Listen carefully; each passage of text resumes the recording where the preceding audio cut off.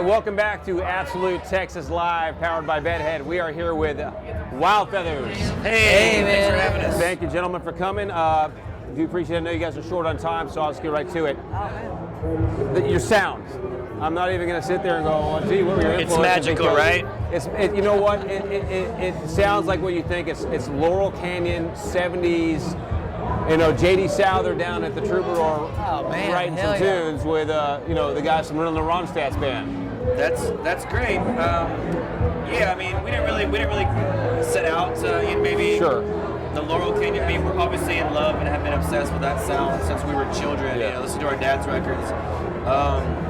But I think what's great about the record is that we kind of we mix a little bit of that Laurel Canyon sound with like a little bit of deep-rooted Southern rock and roll too, and just all-around rock and roll.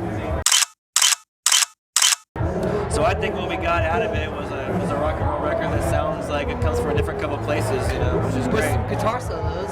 Yeah, we like guitars. Yeah, when you're playing those like that Laurel Canyon vibe, where we write songs together and sing together and all those things. That's the vibe we're kind of into at the moment. Yeah. You know, like that's the band. That's what we kind of we love.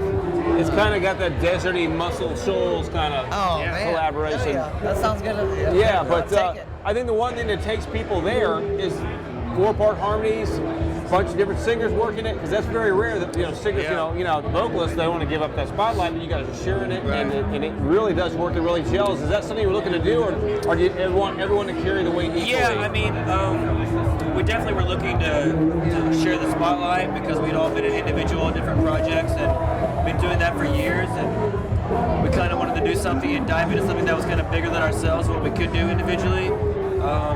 And fortunately, we met the right guys. Joel, Taylor, Preston, and Ben. Been the biggest blessing for me. As far as my career has gone. So it's been a crazy year or two, man.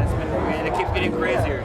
It's like once we sing it, and it might not be actual harmonies. It might just be doubling people and singing octaves. We don't know what we do, but but once we kind of wrote a few tunes together and we sang together, it was like we felt there was like a little bit of that element where we gotta pursue this to the fullest, and we gotta take it as far as we can and things like that. Does it strike you sometimes funny that sometimes music can be like a regional thing, like country people, like Texans listen to country or whatever, but they don't realize how big it is up east or in Europe. Yeah, it's real surreal. Dude, we didn't realize how big it was in Canada. Yeah, we just sold out some things out in Canada. I'm never even played there, and just and I mean, even though a lot of the great artists that we love, like Neil Young and the band, all these people from Canada, and they portray great American music and better than a lot of Americans can. But just different places like that. Boston, East Coast. We never thought people in the East Coast would really totally dig it.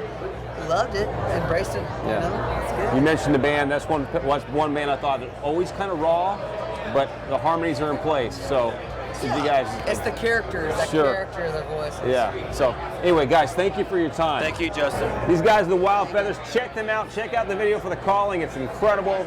They're on Warner Brothers. Pick up the record. You are here at the Absolute Texas Live Lounge, powered by Bedhead.